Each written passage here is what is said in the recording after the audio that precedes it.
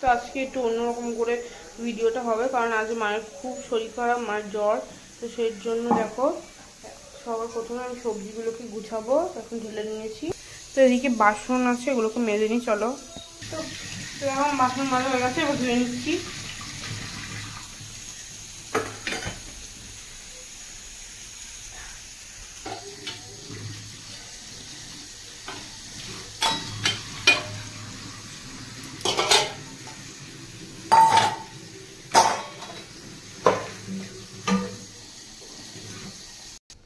তো গাইস দেখো কত বাসন মেজে নিয়েছি, আর এদিকে দেখো ভাত তো হয়ে গেছে।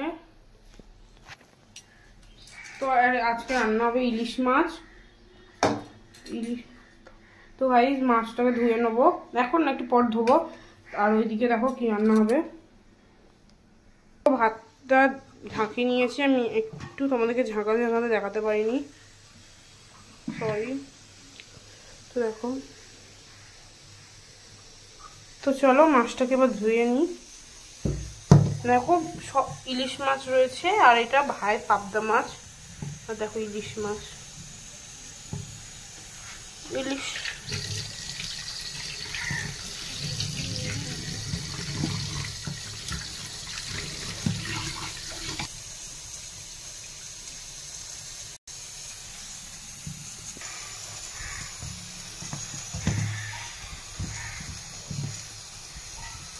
তো মাছ ধোয়া আমার এদিকে কমপ্লিট। দেখো মাছ ধুয়ে নিয়েছি। এবার এই দেখো এদিকে রয়েছে ইলিশ মাছের মাথা, এটা দিয়ে আমি করবো শাক চচ্চড়ি।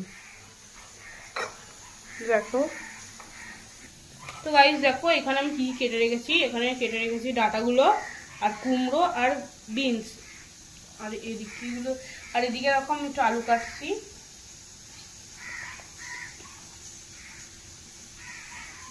তো আলু কিন্তু ভাজবো দাদুর জন্য আবার আলাদা করে, কারণ দাদু চচ্চড়ি খায় না। ঠিক আছে, এবার আমি ডাঁটাটা কেটে নিচ্ছি।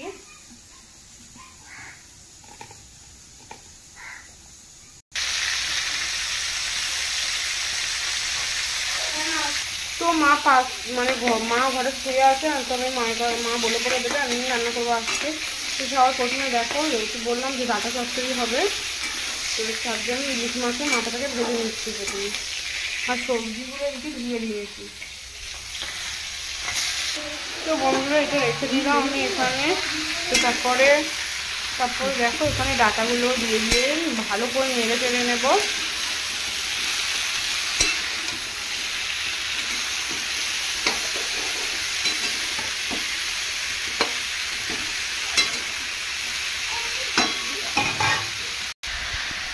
তো চলো এবার হলুদটাকে দিয়ে দিচ্ছি আমি।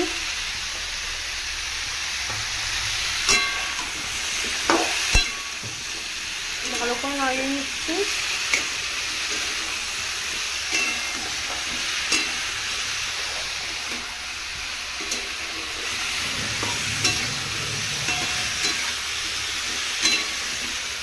এবার ঢেকে দিলাম।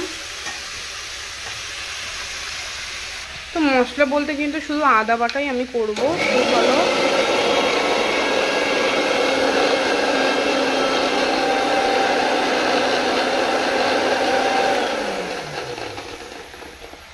বন্ধুরা, আমি এখানে কিন্তু দেখো বড়িটা ভেজে নিয়েছি। তো এবার চলো এর মধ্যে দিয়ে দেবো শাকের মধ্যে।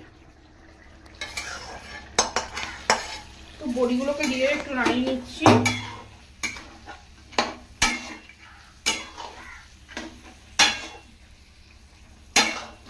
তো ভালো করে নাড়িয়ে নিয়েছি। তো এবার মাছের মাথাগুলোকে দিয়ে দেবো, এটা আমি ক্যালি করে ভেঙেছি।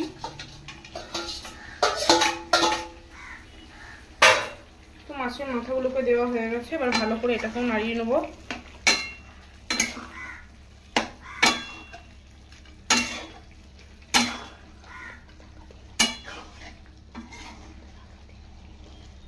তো এটাকে নাড়িয়ে নিয়েছি, এবার 5 মিনিটের জন্য এটাকে ঢাকা দিয়ে দেবো।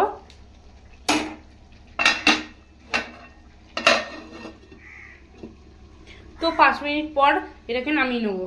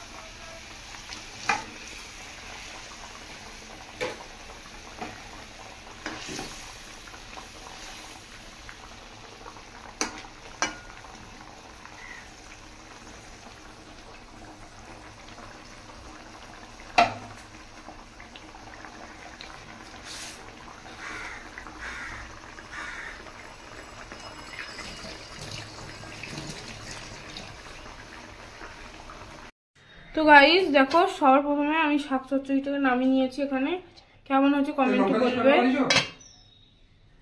আর এদিকে দেখো ইলিশ মাছ ভাপা, দই দিয়ে আর পোস্ত বাটা দিয়ে, সর্ষে দিয়ে